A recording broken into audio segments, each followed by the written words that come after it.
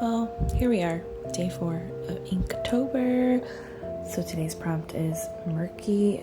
So the first thing that came to my mind was a pond with murky water. And that's pretty much what I jumped into with the inks. Well, I'm gonna shut up now. So hope you enjoy the rest of this video.